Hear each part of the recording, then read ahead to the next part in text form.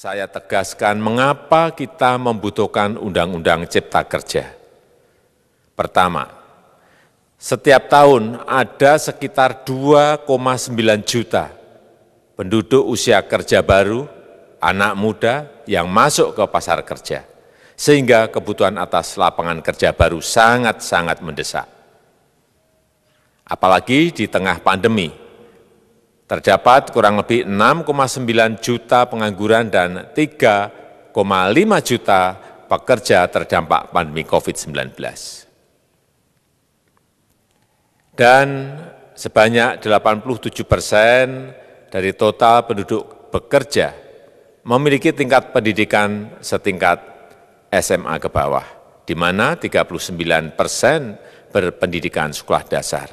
Sehingga perlu mendorong penciptaan lapangan kerja baru, khususnya di sektor padat karya. Jadi, Undang-Undang Cipta Kerja bertujuan untuk menyediakan lapangan kerja sebanyak-banyaknya bagi para pencari kerja serta para pengangguran. Kedua, dengan Undang-Undang Cipta Kerja akan memudahkan masyarakat, khususnya usaha mikro kecil, untuk membuka usaha baru. Regulasi yang tumpang tindih dan prosedur yang rumit dipangkas. Perizinan usaha untuk usaha mikro kecil, UMK, tidak diperlukan lagi, hanya pendaftaran saja. Sangat simpel. Pembentukan PT atau perseroan terbatas juga dipermudah. Tidak ada lagi pembatasan modal minimum. Pembentukan koperasi juga dipermudah. Jumlahnya hanya 9 orang saja. Koperasi sudah bisa dibentuk. Kita harapkan akan semakin banyak koperasi-koperasi di tanah air. UMK, usaha mikro kecil yang bergerak di sektor makanan dan minuman. Sertifikasi halalnya dibiayai pemerintah, artinya gratis. Izin kapal nelayan penangkap ikan misalnya, hanya ke unit kerja Kementerian KKP saja. Kalau sebelumnya harus mengajukan ke Kementerian KKP, Kementerian Perhubungan, dan instansi-instansi yang lain. Sekarang ini cukup dari unit di Kementerian KKP saja. Ketiga, Undang-Undang Cipta Kerja ini akan mendukung upaya pencegahan dan pemberantasan korupsi.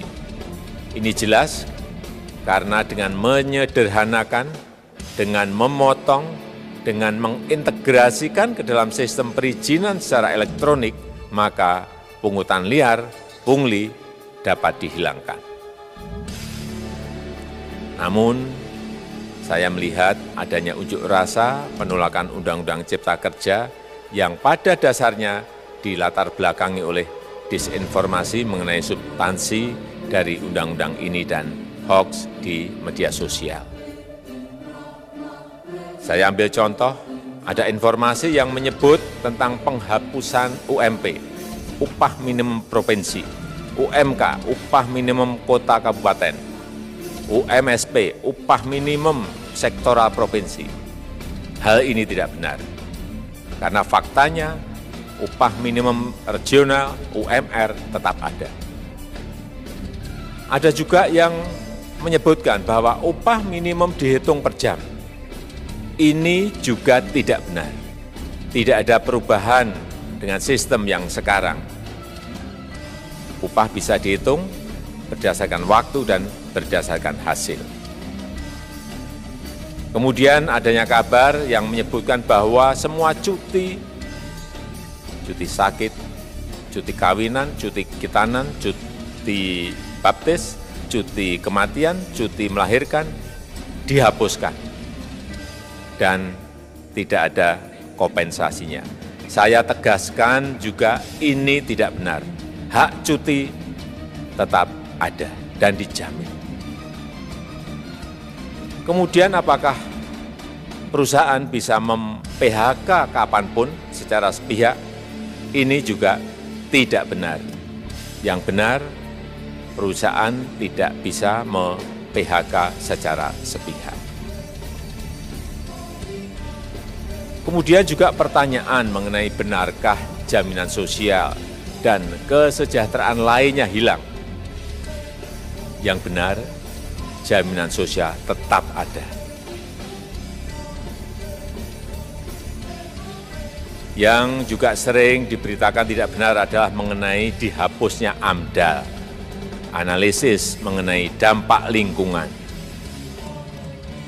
Itu juga tidak benar. AMDAL tetap ada.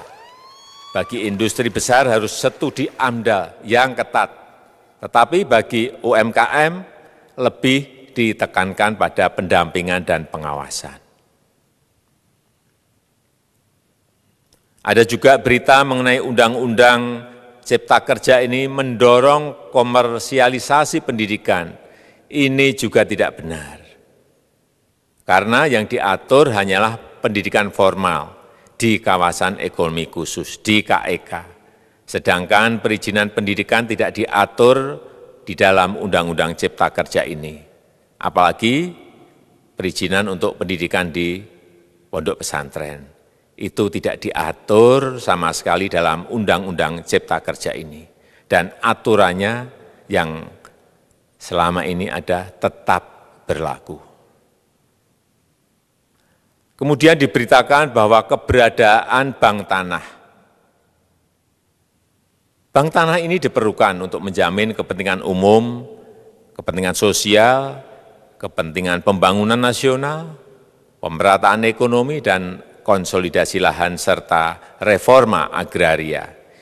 Ini sangat penting untuk menjamin akses masyarakat terhadap kepemilikan tanah, kepemilikan lahan, dan kita selama ini tidak memiliki bank tanah. Saya tegaskan juga bahwa Undang-Undang Cipta Kerja ini tidak melakukan resentralisasi kewenangan dari pemerintah daerah ke pemerintah pusat. Tidak ada. Perizinan berusaha dan pengawasannya tetap dilakukan oleh pemerintah daerah sesuai dengan NSPK, norma, standar, prosedur, dan kriteria yang ditetapkan pemerintah pusat. Ini agar dapat tercipta standar pelayanan yang baik di seluruh daerah, dan penetapan NSPK ini dapat nanti akan diatur di dalam PP atau peraturan pemerintah. Selain itu, kewenangan perizinan untuk non-perizinan berusaha tetap ada di Pemda, sehingga tidak ada perubahan. Bahkan kita melakukan penyederhanaan, melakukan standarisasi jenis dan prosedur berusaha di daerah. Dan perizinan berusaha di daerah diberikan batas waktu. Ini yang penting di sini. Jadi ada service level of agreement. Permohonan perizinan dianggap disetujui bila batas waktu telah terlewati. Saya perlu tegaskan pula bahwa Undang-Undang Cipta Kerja ini memerlukan banyak sekali peraturan pemerintah atau PP dan peraturan presiden atau Perpres. Jadi setelah ini akan muncul PP dan Perpres yang akan kita selesaikan paling lambat 3 bulan setelah diundangkan. Kita pemerintah membuka dan mengundang masukan-masukan dari masyarakat dan masih terbuka usulan-usulan dan masukan dari daerah-daerah. Pemerintah berkeyakinan melalui Undang-Undang Cipta Kerja ini jutaan pekerja dapat memperbaiki kehidupannya dan juga penghidupan bagi keluarga mereka. Dan kalau masih ada, jika masih ada ketidakpuasan terhadap Undang-Undang Cipta Kerja ini, silahkan mengajukan uji materi atau judicial review melalui MK, Mahkamah Konstitusi. Sistem ketatanegaraan kita memang mengatakan seperti itu. Jadi, kalau masih ada yang tidak puas dan menolak, silahkan diajukan uji materi ke MK. Saya rasa itu yang bisa saya sampaikan pada kesempatan yang baik ini. Terima kasih. Wassalamualaikum warahmatullahi wabarakatuh. Corona virus ganas pisan. Corona etama berbahaya. Virusna ti Cina nganyerang jelma. Waspada sadayana jaga-jaga. Corona nyebar kemana-mana. Corona korbannya wis jutaan. Sing mati wis atusan. Dokter kewalahan. Deg-degan